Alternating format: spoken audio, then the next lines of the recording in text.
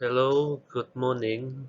I'm Aaron Jimitoto, leader for this group number 2, Buaya Pencen. This group member is Eliza Hazel, Ethelred Adolf, Jobin Gantua, and Wellington Lansangan. I begin this presentation for mangrove. Mangrove as an ecosystem, foundation of coastal food web, creation of living habitat, modification of the physical environment and blue carbon. Features of mangrove forests. At home in the mangrove forest, mangrove they got tree crab, flashing fireflies, royal beagle tiger, bass, bosky monkey, life among mangrove roots, mud skipper, fiddler, crab, and mud lobster, and last but not least, gator and crocodile. As we can see, there are many causes for mangrove loss, but the conversion of mangrove to shrimp farm has causes considerable attention, as we can see on the picture.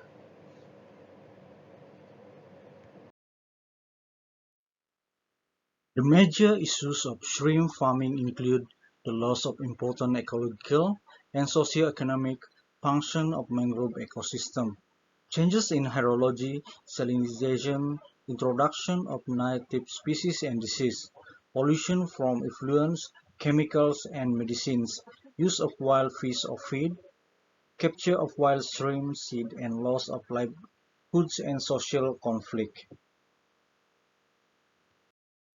Global awareness about the need to reduce the impacts of shrimp farming and the importance of sustainable use of mangrove ecosystem. Mangrove forests principally fringe the intertidal zone along southern coastal, estuarine and riverine areas in tropical and subtropical latitudes but can also occur in coastal lagoons and the supralittoral zone. Fact about mangrove ecosystem are important coastal wetland ecosystem that perform many significant environmental and socio-economic functions. Mangroves can provide a large supply of woods and non-woods forest products, coastal protections against storm surge, reductions of shoreline and riverbank erosion and flood control. Mangroves provide a safe habitat and feeding area for birds, endangered mammals, and wide range of benthic and pelagic aquatic species.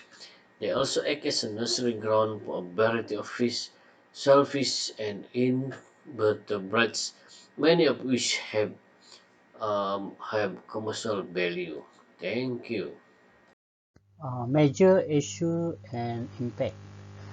Construction of pond, embankment, channel, and infrastructure can lead to loss of mangrove habitat, productivity, biodiversity, and ecological function, such as coastal protection, and lead to coastal erosion, saltwater intrusion, and interference with hydrology.